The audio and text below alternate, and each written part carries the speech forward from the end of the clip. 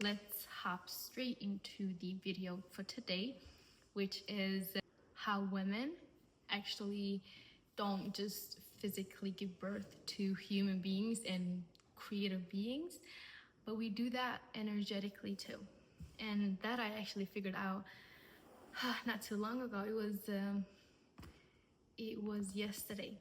That was so fascinating to me because when let's say you have a plan or an idea, something you've been working on for some time, that is in whole the pregnancy like season, right? When you're like having an idea, when you just get the idea, that's when you energetically like start creating something. And then the time you spend with actually creating this idea and forming it and taking inspirations and like creating this thing, you decide how long that is to be, because naturally we do it like human beings give birth in 9 months. That's like how long it takes for a human being to be created. But for an idea to actually start to be created and like to be done, that time is up to you. It's also actually such a cruel time because you have to take advice from the right people. You cannot take advice from whoever.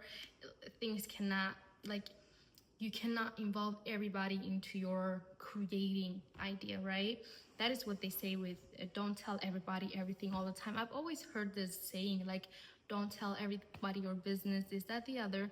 But to me, just look like getting advice from people that I kind of value, because some people just help you see things differently, which is so needed. Because without that point of view, then I don't know, the project would have turned out probably very different. I'm not saying it would be wrong, but a bit different. Anyways, that's the circle you're supposed to surround yourself with all the time. The people that will help you form an idea is to have, it's called mastermind group. And that is like a circle of friends that you can bounce off ideas off, that are good for you.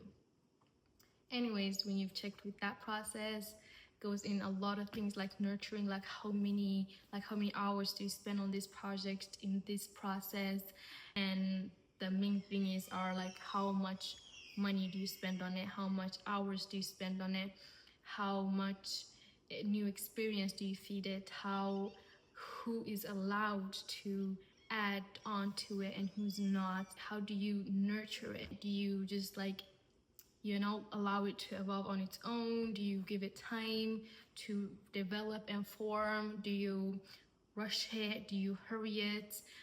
That's the process. That's how you do, like when the process and the idea hasn't become a thing yet, right? And that process matters so much. I don't know, I've not heard so much talk about it, but the formation of an idea is so crucial. The most common advice I've heard is to not share it when you're like doing something, because then you invite bad energy. Also, I hear like to keep it really private and low. That's the advice that I'm really like used to. But I have not heard a lot of things about how to nurture an idea when you have it before it takes form and you come out to the world with it, right? And that's also like consistency. I hear a lot about consistency. But if you have this picture instead in your head that there's this thing that you're creating, you're giving it a time limit to be created, and you are in position of nurturing this idea. One thing that I really personally think is more valuable is how to take away the weeds from that idea, because of course people could be weeds too. Like if somebody's saying something negative about your idea, it's probably something very negative. But something that's also negative is giving it no time to develop, like to rush it and hurry it and like bring something to the world that is not developed fully. That's also one thing, the hurry of wanting it now. I relate so much to that, because if I get an idea, I want it done by yesterday. I want it done, like, why is it not done already? And the idea is totally brand new, but that's not how the world works. That's something that I had to learn with age and time, but that is something that is also need to be mentioned. Also, one of the things that could like, you know, like rotten or spoil your idea is perhaps not giving it enough nourishment. Let's say you just revisit this idea once a week and you're like, oh my god, this idea was great, I should get to work on it. Goes another week, I'm like, and then you just, life happens and then you're like, oh my god, that idea was amazing. That circle is so toxic and bad for anything, matter of fact, but especially ideas. Anyways, that's the whole process that goes into it, and I am just getting aware of it now. And I've had so many ideas before and so many plans and, you know, strategies that I wanted to work. But if I only knew that the only way to make it work is to solely just think of it as a pregnancy. And you know, the body works, it bends rules to make this pregnancy work, right? You know, like it takes away things from your normal life to create this new thing. And that is how it's supposed to be with your life. If you have a new idea, you're supposed to bend things to that idea. You know, like this idea is not supposed to bend to what's already existent, because that's kind of not how it works. Because this idea is here to make a change, right? Like if it was just to add to what was, you know, that could also be. But mostly great big ideas are there to change a reality that's already there. And if you have that type of idea, then you'll have to, like, you know, take away from what already is to add to it and protect it more carefully. So that's the whole pregnancy of like an idea, getting an idea and like nurturing it and making it happen.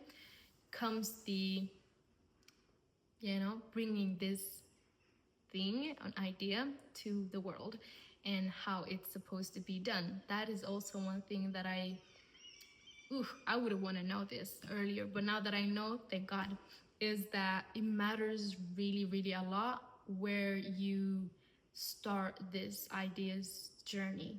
If let's say you just don't give birth in, you know, in your room, like in dirty places, nobody does that, right?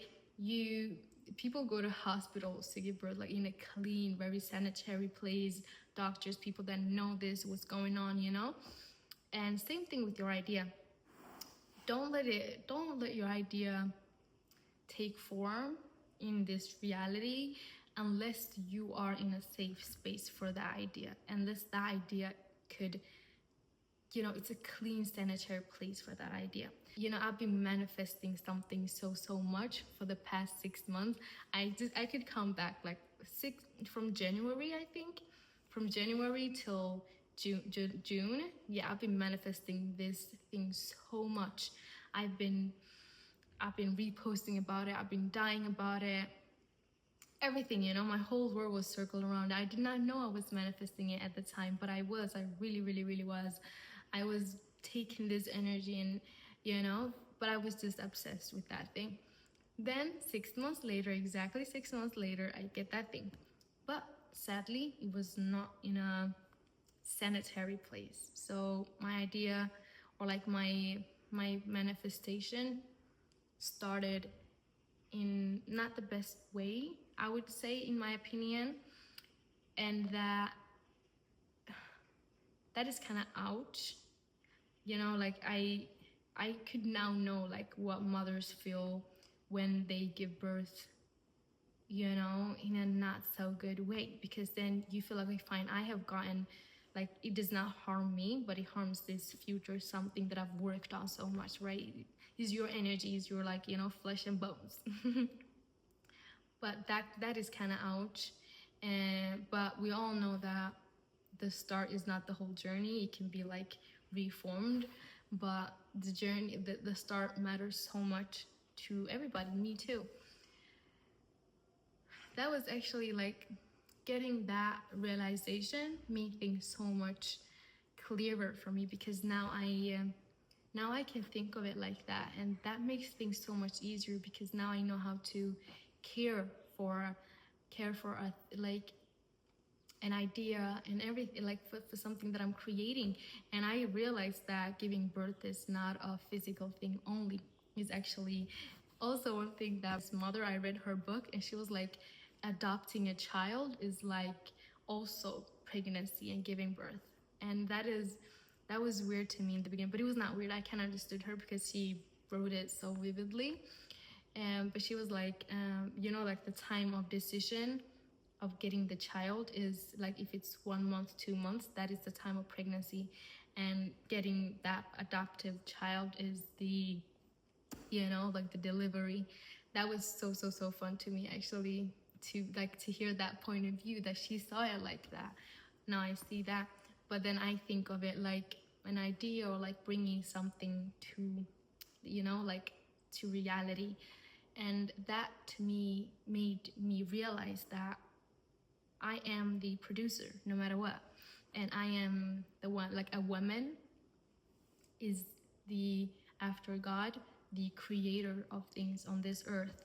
And I realized that men usually need help of women to create something and bring things to life, as physically as we can see, but also energetically. So that empowered me so much actually to know, because now I know not to, lean on to a man too much, because I am the producer. So, but yeah, that was really fun to think about and marinate. And that made, that changed my perspective on so many things, and perhaps it might change yours too. So the whole thing is, when you get an idea, decide a time for it, right? If it's months or years, that's up to you to decide.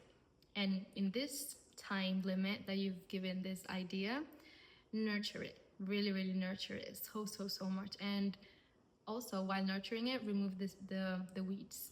The weeds could be people, it could be harmful environments, it could be thoughts, it could be carelessness of this process, or like laziness towards it. There's a lot of weeds that could eat away from this idea.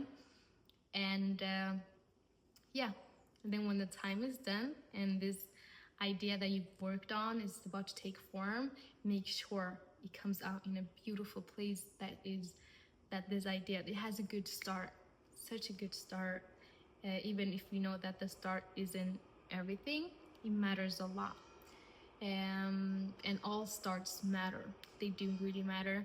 So yeah, start with that good thingy, good place. And actually, that is just to make sure as a woman that you are the producer. No matter what happens on this earth, you are the one that can create something from scratch after God.